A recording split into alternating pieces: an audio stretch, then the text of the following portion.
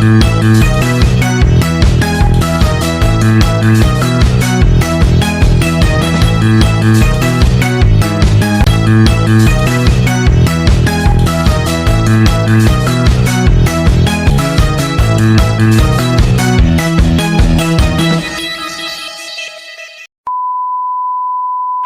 body, my choice. Love is love. Toxic masculinity.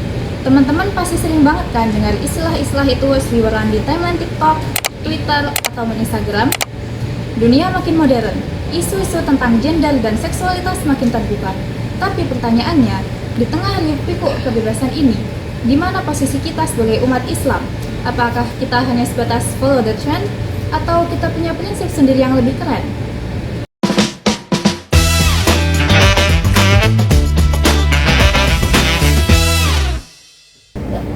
Assalamualaikum warahmatullahi wabarakatuh. Halo Sobat Perspektif, balik lagi bareng aku Alia Nabila di podcast bersama kelompok 6. Hari ini spesial banget karena kita akan mengupas tuntas materi bab 12 tentang perspektif Islam terhadap feminisme dan disorientasi seksual. Dan tentu aja aku gak sendiri karena aku udah nyulik 4 narasumber kritis kita dari kelompok 6. Di sisi kanan aku ada pakar yang bakal bantuin kita dalam membedah isu perempuan dan feminisme. Halo, apa kabar? Halo, alhamdulillah baik banget. Siap diskusi panas hari ini. Assalamualaikum semua, sehat dong pastinya. Ada namanya siapa? Perkenalkan, nama aku Evis Agnesia. Perkenalkan, nama aku Naila Rindy Cantika. Dan di sisi kiri kita ada 2 pemikir handal yang akan fokus bahas isu yang lagi viral banget, yaitu LGBT atau disorientasi seksual. Ada Rita dan Salsa. Halo, serius tapi santai kok. Halo semuanya, aku Soga Nisa. Topik hari ini lumayan ngeri ya, kalau dibahas agak sensitif. Iya, betul. Oke guys, sebelum kita masuk ke daging materinya, aku mau tanya nih pendapat singkat kalian tentang fenomena hari ini. Jujur ya, setiap kali buka HP itu selalu aja ada perdebatan mengenai gender. Ada yang bilang Islam itu ngekang perempuan lah, ada juga yang bilang Islam itu terlalu keras lah terhadap perempuan, dan bahkan ada influencer yang dia itu ngaku-ngaku LGBT tapi malah dipuja-puja. Menurut kalian nih, kenapa sih isu ini jadi urgent banget untuk kita bahas sebagai mahasiswa muslim? Kalau menurut aku, urgent banget karena banyak teman-teman kita yang mulai goyah. Mereka pengen terlihat open-minded kayak orang barat, tapi akhirnya malah nabrak syariat. Kita perlu lurusin, open-minded itu nggak harus ninggalin agama. Betul, dan kalau soal LGBT, ini urgent karena sudah masuk ke ranah hukum dan tatanan sosial. Kalau kita diam aja, atau cuma sekedar benci tanpa ilmu, kita nggak bakal bisa kasih solusi. Makanya pembahasan bab 12 ini relevan banget. Oke, jadi di sini kita bukan mau ngejudge orang ya, tapi kita mau mendudukkan masalah sesuai dengan syariat Islam yang rahmatan lil alamin.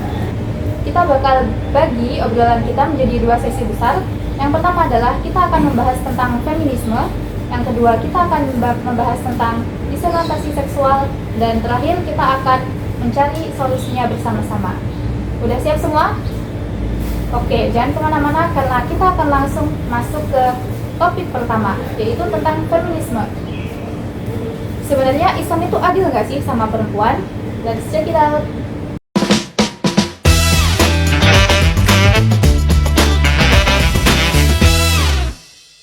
Oke, kita masuk ke topik pertama. Kita sering banget dengar kata feminisme di Twitter, Instagram, banyak seruan soal woman empowerment. Tapi kadang batasnya tuh jadi kabur. Egris, sebagai yang udah baca bab 12, sebenarnya apa sih yang diperjuangin sama feminisme modern ini? Dan faktanya di lapangan itu gimana? Oke, jadi gini, kalau kita lihat sejarahnya, feminisme awal itu bagus menurut hak pilih atau hak kerja, tapi yang kita bahas di bab 12 ini adalah feminisme global modern yang agak kebablasan. Faktanya, sekarang banyak gerakan yang menuntut kesetaraan mutlak. Pokoknya laki-laki dan perempuan harus banding di semua hal. Contoh paling nyata nih, slogan My Body My Choice. Ini sering dipakai buat menjustifikasi aborsi. seorang ibu rumah tangga karena dianggap pekerjaan redahan. Jadi seolah-olah perempuan baru dibilang sukses kalau dia kerja kantoran dan menunda punya anak. Ini pressure sosial yang nyata banget sekarang. Oke, benar juga ya. Jadi kesuksesan itu cuma diukur dari materi atau dari karir publik doang. Padahal ibu-ibu itu 24 jam kerjanya non-stop di rumah. Betul banget, dan harusnya selalu agama itu mengekang sistem patriarki itu musuh. Padahal kan nggak semua aturan laki-laki itu patriarki yang jahat. Betul. Ini juga jadi jembatan yang pas untuk Cantika. Nah, Cantika, ada tuduhan kalau Islam itu bias gender atau membatasi perempuan. Apa pandangan Islam soal ini? Benar nggak sih Islam itu nggak adil sama perempuan? Nah, ini yang harus kita luruskan teman-teman. Di dalam Islam, kata kuncinya itu bukan equality atau sama rata, tapi equity, keadilan. Allah itu menciptakan laki-laki dan perempuan itu setara nilainya, tapi beda fungsinya. Coba buka Al-Quran, pahala sholat laki-laki dan perempuan sama kan? Masuk surga juga syaratnya sama, iman dan amal soleh. Tapi secara fitrah atau biologis dan psikis, kita beda. Islam menempatkan aturan sesuai fitrah itu. Contohnya, kenapa laki-laki jadi khawam atau pemimpin? Bukan karena laki-laki lebih mulia, tapi karena laki-laki dibebani kewajiban menafkahi dan melindungi. Kalau perempuan dipaksa menanggung beban nafkah yang sama persis kayak laki-laki atas nama kesetaraan, itu justru zalim atau tidak adil buat perempuannya. Menarik nih, jadi beda fungsi itu bukan berarti beda kasta ya? Tepat banget. Ibarat tim sepak bola deh, ada kiper, ada striker. Kalau kiper dipaksa lari ke depan nyetak gol atas nama kesetaraan, gawangnya kebobolan dong. Sama kayak keluarga. Peran ibu itu sebagai madrasah ulama atau sekolah pertama bagi anak-anak. Itu menurutku peran yang strategis banget. Feminisme radikal itu sering lupa kalau peran mendidik generasi itu peran paling penting di dalam Islam. Dan Islam sangat memuliakan posisi itu. Nah, setuju. Kadang feminis barat itu melihatnya Islam maka karena perempuan disuruh untuk Allah dan taat suami. Padahal kalau ditelaah lagi, itu bentuk penjagaan, bukan penindasan. Iya, betul banget Edis. Di bab 12, kita juga disinggung soal sejarah. Sebelum Islam datang, perempuan di Arab itu kan kayak diwariskan kayak barang. Bahkan bayi perempuan dikubur hidup-hidup. Islam datang, perempuan langsung dapat hak waris, hak milik jodoh, dan hak kepemilikan harta sendiri. Jadi kalau dibilang Islam itu anti perempuan, itu menyalahi sejarah banget. Oke, jadi inti problematikanya adalah ketika kita terlalu melekatkan standar barat ke dalam ajaran agama kita. Jadi kita lupa sama konsep fitrah tadi. Betul, problematikanya adalah disorientasi peran. Laki-laki nggak mau memimpin, perempuannya jadi nggak mau dipimpin. Akhirnya struktur keluarganya itu hancur. Islam hadir buat balikin itu ke tempatnya masing-masing biar harmonis. Oke, lanjut ke isu yang lagi panas banget nih. Masih soal feminisme, tren child free. Banyak influencer feminis bilang, punya anak itu bikin tua, bikin keriput, bikin miskin. Mending child free biar awet muda. Gimana nih tanggapan kalian? Wah, itu rame banget sih. Alasannya biasanya karena mereka merasa anak itu beban. Padahal karir, beban badan, beban mental, mereka pengen merdeka atas tubuhnya sendiri. Semoga mengobati Manchester dipakai lagi di sini. Ini sedih sih sebenarnya. Ini tanda kalau cara pandang mereka udah memisahkan agama. Dalam Islam, anak itu bukanlah beban, tapi aset jariah. Nabi SAW pernah bilang, kalau manusia mati, semua amalnya itu putus kecuali 3 hal. Salah satunya apa? Yaitu anak soleh yang mendoakan. Bayangin kita udah investasi karir capek-capek, pas mati nggak dibawa. Tapi kalau kita capek ngurus anak, pas kita mati, doa mereka ngalir terus. Terus soal rezeki, di Al-Quran Allah itu menjamin, janganlah kamu membunuh anak-anakmu karena takut miskin. Rezeki anak itu Allah yang nanggung, numpang lewatlah orang tuanya. Oke, dalam banget nih. Jadi child free dengan alasan takut miskin atau takut jelek itu sebenarnya adalah bentuk ketidakpercayaan kita kepada Allah ya. Tepat sekali. sekali, kecuali child free karena alasan medis ya, mandul atau ada penyakit rahim. Itu beda cerita, itu takdir. Tapi kalau memilih untuk memutus keturunan demi gaya hidup, itu menyalahi tujuan pernikahan dalam Islam, yaitu hifz an-nasl atau menjaga keturunan. Oke, terakhir buat segmen ini, Eglis atau Cantika boleh jawab secara bergantian. Ada yang ngomong nih, terus gimana sama wanita karir? Islam kan ngelarang cewek kerja, kan katanya feminis memperjuangkan hak kerja. Aku bantu jawab dari sisi sejarah ya. Islam nggak pernah melarang wanita karir, asalkan tidak melalaikan kewajiban umatnya. Kita punya Siti Khadijah, beliau itu konglomerat bisniswoman sukses. Kita punya Siti Aisyah, beliau itu guru besar, perawi hadis, politik juga. Mereka berkarya di ranah politik, tapi mereka nggak pernah teriak-teriak menurut kesetaraan, apalagi merendahkan suaminya. Mereka tahu adat dan tahu prioritas.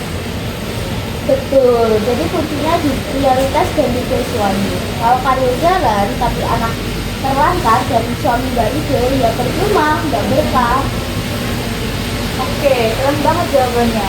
Jadi intinya Islam itu memuliakan wanita, bukan malah mengekangnya, tapi menjaga. Tadi kita udah bahas soal wanita. Sekarang kita akan ganti ke isu yang lebih berat lagi nih, soal perempuan yang merasa dirinya laki-laki dan sebaliknya, isu LGBT atau disorientasi seksual.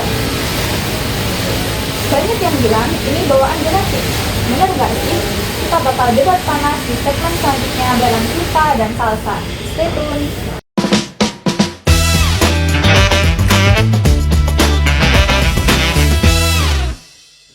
Oke, kita masuk ke menu utama kedua. Tadi soal perempuan. Kalau sekarang kita akan membahas soal LGBT.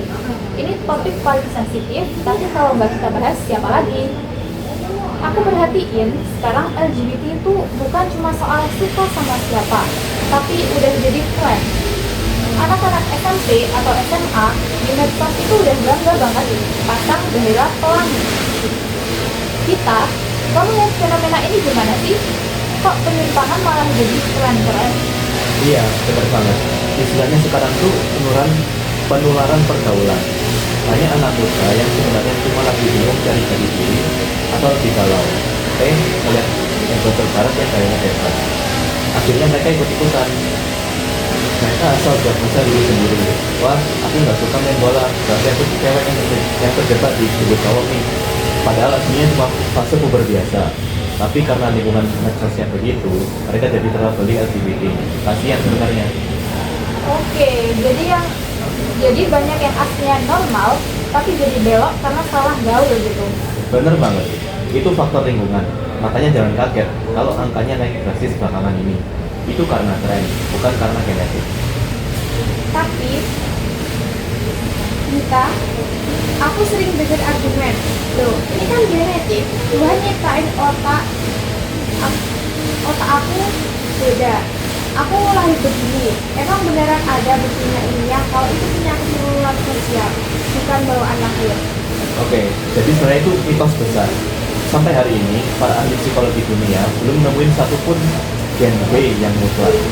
Nggak ada bayi yang lahir langsung menjadi B. Mayoritas itu karena faktor lingkungan, bisa karena pola asuh, trauma masa kecil, atau sering nonton konten-konten dewasa dan lain sebagainya. Nah, kabar baiknya, karena ini masalah lingkungan atau kebiasaan, berarti bisa diubah atau disembuhkan, bukan harga mati kayak warna kulit atau mata yang putih. oke, berarti ini fix bukan genetik ya. Tapi Salsa, kaum liberal itu punya karakter sakti nih. Mereka nyebutnya HAM atau hak asasi manusia. Mereka bilang, ini tubuh gue, hak asasi gue, urusan gue sama Tuhan. Lo jangan ikut campur. Gimana nih kita jawab argumen HAM ini biar kita nggak dibilang anti toleransi? Untuk jawab itu lumayan gampang ya, tinggal kita balik aja logikanya. Kayak di atas hak asasi manusia itu kan ada yang lebih tinggi lagi, yaitu hak Allah atau hak Allah. Balikannya gini, bumi ini punya siapa? Punya Allah kan? Tubuh kita sewaan dari Allah kan? Masa kita lupa hidup di bumi Allah, tapi mau bikin aturan sendiri yang melanggar aturan pemilik rumah itu? Itu namanya katanya nggak tahu diri.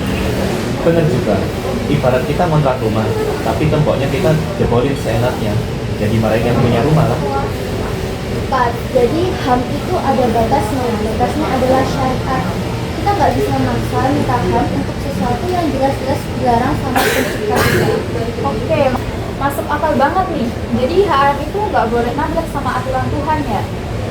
Tapi Salsa, masih ada satu tameng lagi nih yang sering dipakai. Logika suka sama suka. Mereka bilang LGBT itu kan dilakukan orang dewasa, secara sadar, dan suka sama suka. Nggak ada yang dirugiin, kenapa Tuhan harus marah? Gimana kamu patahin logika ini? Logika suka sama suka itu logika yang lumayan bahaya banget kalau misal dipakai. Coba bayangin, kalau ukurannya tuh cuma suka sama suka, berarti zina boleh dong.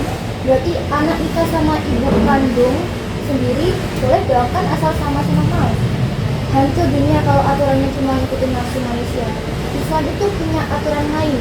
Di kisah Nabi Lut, Allah melaknat kaum Sodom karena mereka melakukan hal-hal yang keji. Mereka itu menyalurkan nafsu di tempat yang salah, laki-laki dengan laki-laki. Itu inti masalahnya, bukan soal suka atau gak suka. Oke, benar juga. Kalau semua dibolehin asal suka, zina sama incest itu jadi halal. Ngeri banget. Terus dampaknya apa sih Salsa kalau Indonesia itu ikut-ikutan melegalkan LGBT kayak negara barat? Ini tuh bisa disebut teroris hiperislam. Sekali kamu izinkan satu penyimpangan yang lain itu bakal ikut nyantol.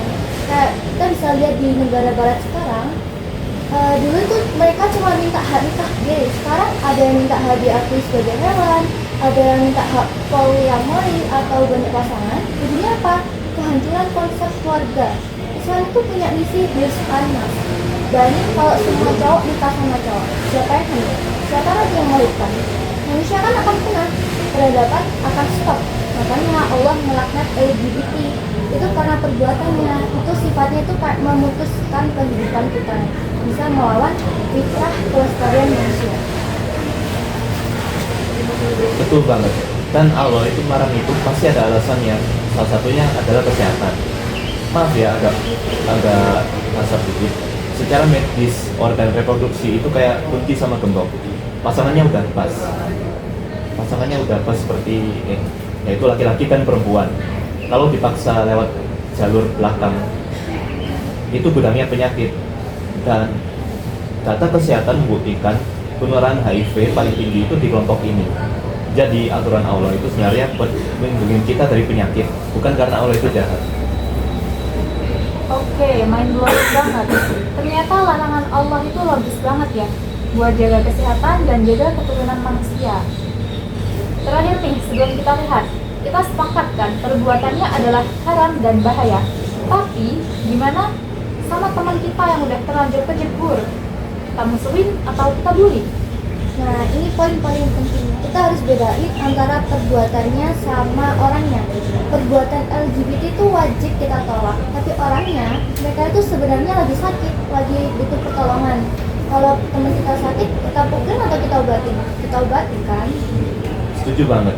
Banyak dari mereka yang sebenarnya depresi dan pengen sembuh, tapi nggak tahu caranya. Kalau kita jauhin, mereka pasti akan makin stres. Benar, jadi prinsip kita itu rangkul orangnya, buang penyakitnya.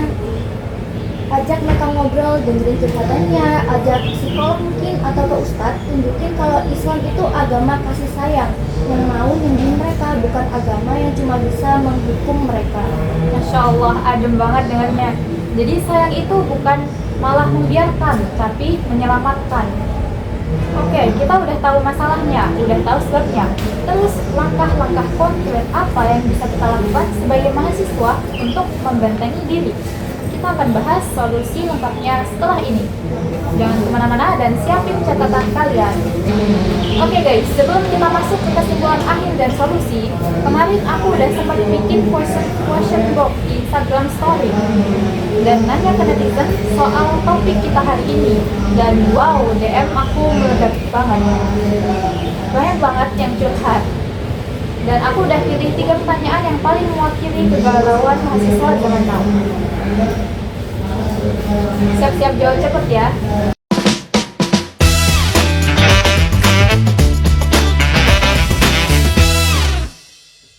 Oke, pertanyaan pertama dari akun Mabagalang 24. Dia nanya gini, Kak, aku cewek, aku pengen banget jadi ketua BEM atau CEO. Tapi temen cowokku bilang, cewek itu makmum, gak boleh mimpin. Itu gimana? Aku harus mundur atau tetap maju? Nah, ini sering banget kejadian. Cewek boleh mimpin gak sih? Eglis atau Salsa? Eglis atau Catika? Wah, teman cowoknya perlu diajak ngopi baru kita nih. Jangan salah kaprah, Islam itu nggak pernah melarang perempuan jadi pemimpin di ranah publik atau profesional. Sejarah mencatat, Siti Aisyah itu pernah memimpin pasukan dalam perang Jamal. Siti Khadijah itu top leader di bisnisnya. Dia bosnya banyak laki-laki loh. Betul, aku lurusin dikit ya dalilnya. Yang dilarang mutlak bagi perempuan itu ada dua. Jadi imam sholat bagi makmum laki-laki itu mutlak, nggak boleh. Jadi yang kedua itu ada jadi khalifah atau pemimpin tertinggi negara atau presiden. Dalam beberapa majelis itu mayoritas, tapi kalau cuma jadi ketua BEM, ketua panitia, CEO, manajer, kepala sekolah boleh banget, asalkan dia mampu dan tetap menjaga adab interaksi sama lawan jenis. Jadi buat Mabagalang sikat aja jabatannya kalau memang kompeten. Tuh, dengerin. Jadi jangan pakai dalil agama untuk ngeblok prestasi cewek. Kecuali kalau dia mau jadi imam sholat Jumat, baru tuh nggak boleh. Oke, lanjut pertanyaan kedua. Ini agak sensitif tapi relate banget. Dari akun @si paling bingung. Kak, aku punya teman satu kelas. Dia cowok, tapi agak melambai. Aku takut ketularan, tapi kasihan kalau dijauhin. Terus aku harus gimana? Nah, itu ketularan nih, kita gimana? Waduh, ketularan emangnya itu buruk. Gini teman-teman, LGBT itu bukan virus yang keluar lewat udara atau salaman. Kamu gak bakal tiba-tiba jadi gay cuma gara-gara temenan sama dia. Saranku itu, jangan dijauhin. Kalau kamu jauhin, dia malah bakal lari ke komunitas yang salah. Jadiin aja kayak biasanya. Tapi ada tapinya nih, berteman tuh boleh, tapi harus pasang pagar atau bertulis ya. Kamu tuh harus punya prinsip kalau dia mulai mengajarkan hal-hal yang menyimpang atau ngomongin cowok, kamu harus berani tegur atau alihkan topiknya. Justru kehadiran kamu di situ harusnya jadi rem buat dia. Tunjukin kalau cewek itu harus muslim yang soleh, itu keren loh. Siapa tahu dia jadi terinfluence balik jadi cowok. Cakep, jadi kuncinya mewarnai, bukan diwarnai. Dan sekarang masuk ke pertanyaan terakhir dari @ukti_trendy. Kak, feminis bilang tubuhku otoritasku. Kalau aku pakai jilbab tapi bajunya agak kelihatan, kan yang penting hatinya baik. Emang salah ya? Aduh, ini fenomena jilbabs nih. Gimana Cantika? Simpel saja, konsep hijab di dalam Islam itu bukan sekedar menutup tapi melindungi. Syarat hijab itu tidak membentuk lekuk tubuh. Kalau ketat itu namanya membungkus, bukan menutup. Ingat, tubuh wanita itu mulia. Islam nyuruh tutup aurat biar kalian nggak diganggu. Jadi bukan mengekang tapi ngeprotek biar nggak jadi objek mata keranjang. Benar. Feminis bilang, my body, my choice. Islam bilang, your body is amanah. Amanah harus dijaga sesuai buku manualnya. Savage banget jawabannya. Jadi dia itu membungkus, bukan menutup. Oke, itu tadi 3 pertanyaan yang mewakili keresahan netizen. Seru banget jawabannya. Ternyata kalau kita pakai kacamata Islam, semua masalah itu ada solusinya. Nggak perlu bingung cari di kiri, di kanan. Oke, nah sekarang kita masuk ke part paling gongnya, kesimpulan akhir. Apa bekal yang harus kita bawa pulang dari pembahasan panjang lebar ini? Dan kita akan masuk ke segmen terakhir, solusi dan closing.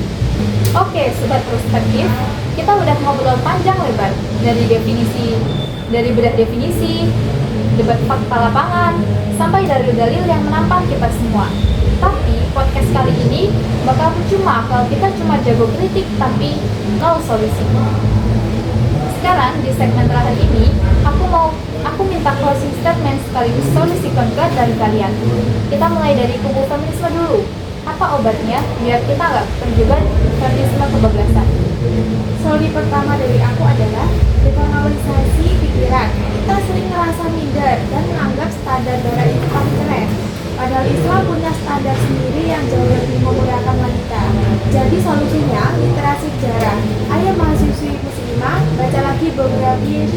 Ya, lihat Siti Khadijah yang kaya raya, Nusaibah yang akan pedang, Siti Aisyah yang cerdas. Mereka wanita hebat yang tidak pernah menuntut kesetaraan gender ala barat karena mereka sudah merasa cukup dan mulia dengan Islam. Be proud to be a Muslimah. Oke, jadi kita harus ganti idola. Jangan idolain feminis Hollywood, tapi kita idolainnya Sahabiah. Lanjut, Cantika. Solusi aku lebih ke ketahanan keluarga. Benteng terakhir umat itu ada di meja makan keluarga. Orang tua itu harus mendidik anak laki-laki jadi qawam atau pemimpin yang bertanggung jawab, dan anak perempuan diajarkan izah atau kemuliaan diri. Kalau peran di rumah sudah kokoh, anak perempuan nggak akan merasa tertindas, dan anak laki-laki nggak akan jadi tiran. Feminisme radikal nggak akan laku kalau keluarga muslim harmonis. Setuju banget, pendidikan rumah itu adalah kuncinya. Nah, sekarang kita geser ke isu berat sebelah kiri. Sebelah kanan, disegmentasi seksual. Solusinya apa? Karena ini urusannya udah sama syahwat dan medis. Oke, kalau solusi dari aku, buat teman-teman yang merasa punya kecenderungan ini atau punya teman yang agak belok, solusiku adalah lingkungan atau circle yang sehat. Manusia itu makhluk sosial. Kalau kamu bergaul sama tukang parfum, kamu ketularan wangi. Kalau kamu bergaul di komunitas LGBT, ya makin jadi. Cari circle hijrah. Cari teman yang kalau kamu salah, dia negur, bukan malah support dasar kamu. Dan buat kita yang normal, tugas kita menyediakan lingkungan itu. Jangan dikucilkan. Mungkin ajak ngopi, ajak futsal, atau ajak ngaji. Pokoknya biarkan mereka merasa diterima. Benar, jadi seringkali mereka itu lari ke komunitas pelangi karena merasa diusir sama anak masjid. Dan itu jadi PR buat kita. Nah, dan solusi pamungkasnya itu ada di rehabilitasi total. Bisa digabung dari dua pendekatan antara agama dan sains. Mungkin yang dari sejarah agama bisa diperbanyak tazkiyatun nafs atau penyucian jiwa, sholat malam atau tahajud, minta sama Allah biar dicabut perasaan menentang itu. Kalau secara sains kita bisa pergi ke psikolog klinis yang paham nilai agama. Terapi itu ada penyembuhan nyata loh. Jadi jangan percaya dengan propaganda yang bilang LGBT itu nggak bisa sembuh. Itu bohong banget. Allah tidak akan membebani hambanya di luar kesanggupannya. Masya Allah, lengkap banget solusinya. Dari edukasi, keluarga, lingkungan, sampai medis. Oke teman-teman, dari diskusi panjang kita membedah bab 12 ini, aku bisa tarik satu benang merah penting. Islam itu melarang feminisme radikal dan LGBT bukan karena Allah benci sama kita, big no ya, tapi itu semua demi menjaga 5 tujuan syariah, terutama hifz an-nasl atau menjaga keturunan, dan hifz ad-din atau menjaga agama. Bayangkan kalau semua orang child free, manusia punah dong. Bayangkan kalau semua LGBT, manusia juga punah. Jadi aturan Islam itu hadir untuk menyelamatkan eksistensi manusia itu sendiri. It's a manual book for humanity. Terima kasih banyak untuk narasumber cerdas aku hari ini. Ada Eglis, Cantika, Hita, dan Salsa. Kalian sangat luar biasa. Sama-sama, thank you juga. Semoga tugas proyek podcast ini gak cuma jadi nilai di transkrip, tapi jadi amal jariah edukasi untuk siapapun yang nonton video ini. Aku Alia Nabila, pamit undur diri. Tetap kritis, tetap akademis, dan tetap islamis. Podcast bersama kelompok 6, suara mahasiswa, suara kebenaran. Assalamualaikum warahmatullahi wabarakatuh. Bye.